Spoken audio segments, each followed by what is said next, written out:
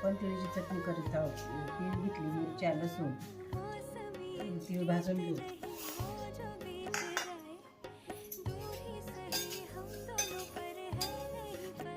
तीळ अशी तडतड वाजती आहे, ती भाजून झाली.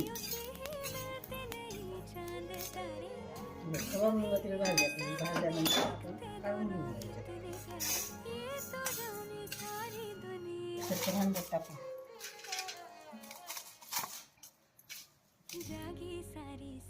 मिरच्या झाल्यानंतर मीठ टाकू.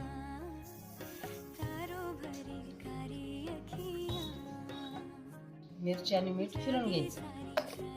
टाकायची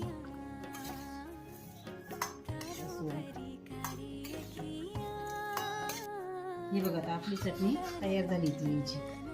ही खूप स्वादिष्ट आहे, पोळी सोबत खायची छान लागते.